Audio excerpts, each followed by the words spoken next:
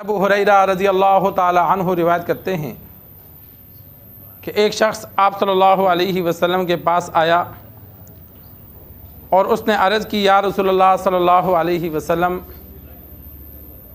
میرا بچہ ہوا لیکن وہ رنگ کا کالا ہے۔ آپ صلی اللہ علیہ وسلم نے فرمایا، تیرے پاس اونٹ ہیں؟ اس نے کہا ہاں۔ آپ صلی اللہ علیہ وسلم نے فرمایا، ان کا کیسا رنگ ہے؟ اس نے جواب دیا، سرخ۔ آپ صلی اللہ علیہ وسلم نے فرمایا، کوئی خاکی رنگ کا بھی ہے؟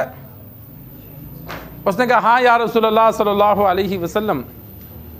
تو آپ صلی اللہ علیہ وسلم نے فرمایا، وہ خاکی رنگ کا کدھر سے آیا؟ کہ جب ماں باپ سرخ ہیں تو اونٹ بچہ سرخ ہونا چاہیے، خاکی رنگ کا کہاں سے آیا؟ تو اس نے کہا، اوپر نسل میں کسی رگ نے اس کو کھینچ لیا ہوگا۔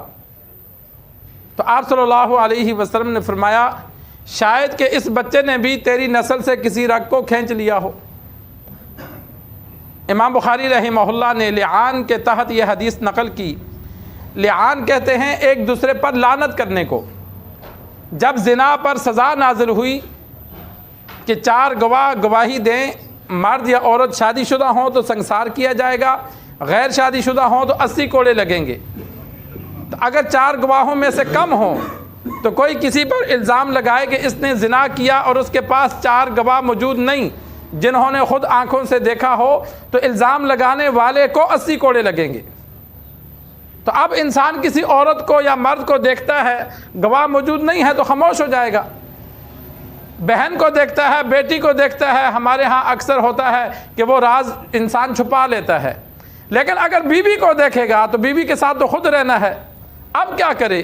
خاموش رہتا ہے تو روزانہ کی اس کے دل کی جلن ہے، خاموش نہیں رہتا، کہتا ہے کہ بیوی نے غلط کام کیا تو اس پر 80 کوڑے لگیں گے، گواہ موجود نہیں۔ ایک صحابی نے آپ صلی اللہ علیہ وسلم سے اسی بات پر عرض کی کہ یا رسول اللہ، میں گواہ نہیں تلاش کروں گا، میں تو بندے کو قتل کر دوں گا۔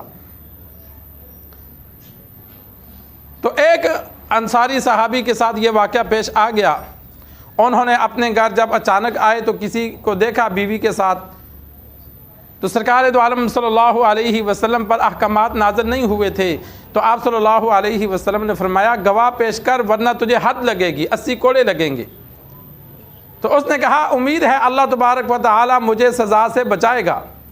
تو اللہ نے لعان کے احکامات سورۃ النور 18ویں پارے کی پہلے رکوع میں لعان کے احکامات نازل فرمائے کہ جب بندہ بیوی پر الزام لگائے اور گواہ موجود نہ ہوں تو وہ عدالت جائے گا۔ عدالت میں 5 قسمیں اٹھائے گا، 5 قسمیں مرد، 5 قسمیں عورت اٹھائے گی۔ 4 قسموں میں وہ عورت کہے گی کہ یہ بندہ جھوٹا ہے، 5ویں میں کہے گی اگر یہ سچا ہے تو مجھ پر اللہ کی لعنت ہو۔ اسی طرح مرد بھی کہے گا، 5 بار جب قسمیں اٹھا لیں گے تو قاضی ان میں جدائی کر لے گا، وہ ہمیشہ کے لیے ایک دوسرے سے الگ ہو جائیں گے، ان میں یہ طلاق ہو جائے گی۔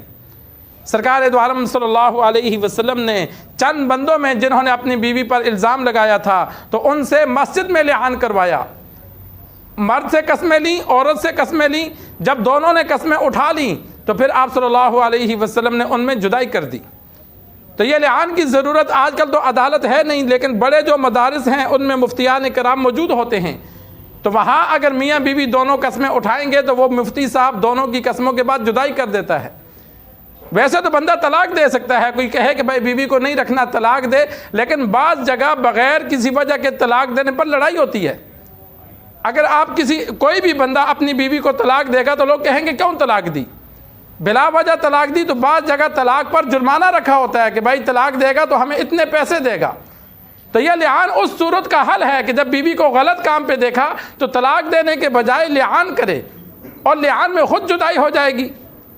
لیکن دونوں میں سے ایک جھوٹا ہوتا ہے، یا تو عورت جھوٹ بولتی ہے کہ خاوند سچا ہے، اس نے دیکھا ہے، یا خاوند جھوٹ بولتا ہے، دونوں میں سے ایک۔ سرکار دو عالم صلی اللہ علیہ وسلم نے فرمایا، اگر دونوں ڈٹ جائیں، خاوند کہے میں نے اس کو بری حالت میں دیکھا، عورت کہے یہ جھوٹ بولتا ہے، دنیا میں فیصلہ ہو گیا، دونوں الگ ہو گئے، لیکن آخرت میں جو جھوٹا ہے اسے سزا ملے گی۔ رب نے معاف نہیں کیا تو آخرت کی سزا ہے۔ آپ صلی اللہ علیہ وسلم ترغیب دیتے تھے میاں بیوی دونوں کو کہ دیکھو آخرت کا عذاب بڑا سخت ہے، اگر بیوی جھوٹی ہے تو وہ مان جائے، خاوند جھوٹا ہے تو وہ مان جائے، دنیا کی سزا ملے گی لیکن یہ آخرت کی سزا سے کم ہے۔ اور اس لعان کے لیے بیوی پر الزام لگانے کے لیے ثبوت چاہیے، بغیر ثبوت کے انسان صرف شک کی بنا پر الزام لگائے، یہ غلط ہے۔ تو اسی شک کی بنا پر الزام پر یہ ایک حدیث تھی کہ ایک بندے نے آپ صلی اللہ علیہ وسلم سے ذکر کیا کہ یہ بچہ میرا نہیں ہے، اور شرعی طور پر یہ مسئلہ ذہن نشین کر لو کہ اگر بندہ بچے کی نفی کرتا ہے کہ بھئی میں تو گھر میں تھا ہی نہیں، میں تو کراچی تھا، پیچھے بچہ یہ تو میرا نہیں ہے، تو وہ بچہ پھر ماں کو ملے گا۔ جب قاضی جدائی کرے گا تو بچہ ماں کا ہوگا، باپ کا نہیں ہوگا، اور باپ کا وارث بھی نہیں بنے گا۔ ویسے تو اولاد باپ کی وراثت لیتی ہے، لیکن جو بچہ جس کا باپ انکار کر دے کہ میرا نہیں ہے اور پھر لعان ہو جائے، لعان کے بعد وہ بچہ ماں کو دے دیا جاتا ہے، باپ اس کا خرچہ بھی نہیں اٹھاتا اور باپ کی وراثت بھی بچے کو نہیں ملتی۔ تو اس نے بھی یہ نفی کی کہ یا رسول اللہ یہ تو میرا نہیں لگتا، ہم گورے ہیں، یہ بچہ تو کالا پیدا ہو گیا۔ اب یہ کوئی یقینی بات تو نہیں ہے، نسل جیسی بھی آ سکتی ہے، رنگ چینج ہو سکتا ہے، نین و نقش چینج ہو سکتے ہیں، ان کی بنا پر الزام نہ لگایا جائے۔ الزام تو صحیح جب دیکھا جائے، یقین ہو، پھر الزام لگائے۔ جب اس نے ایسا الزام لگانے کی کوشش کی تو آپ صلی اللہ علیہ وسلم نے بڑے عمدہ طریقے سے سمجھایا کہ تیرے پاس اونٹ ہیں؟ اس نے کہا ہاں۔ سرخ ہیں؟ جی ہاں، اونٹ تو اکثر سرخ ہوتے ہیں۔ تو اچھا بیچ میں کوئی خاکی رنگ کا؟ اس نے کہا ہے۔ تو فرمایا جب اونٹ سارے سرخ ہیں، یہ خاکی کدھر سے آ گیا؟ اس نے کہا اوپر نسل میں شاید کوئی خاکی رنگ کا ہو اور یہ اس پر چلا گیا ہو۔ تو آپ صلی اللہ علیہ وسلم نے فرمایا چلو تم ماں باپ تو گورے ہو، لیکن شاید تمہارے اوپر کوئی کالا ہو جو بچہ اس پر چلا گیا ہو۔ تو یعنی شک کی بنا پر، یعنی یقین نہ ہو، صرف شک کی بنا پر بیوی پر الزام لگائے، تو اس سے شریعت نے منع کیا ہے کہ یقین کی بنیاد پر الزام لگایا جائے، اس کے پاس ٹھوس ثبوت ہو تو الزام لگائے۔ اگر ٹھوس ثبوت نہیں ہے، صرف بچے کی نین و نقش پر یا رنگ پر جا کر الزام لگاتا ہے، یا ویسے عورت کی 2-4 حرکتوں پہ شک کر کے الزام لگاتا ہے، تو اس سے شریعت نے منع کیا ہے۔ البتہ اگر اس کے پاس ٹھوس ثبوت ہے تو پھر الزام لگاتا ہے، اس کے پاس گواہ نہیں ہے تو پھر لعان کر کے دونوں میں جدائی کر دی جاتی ہے۔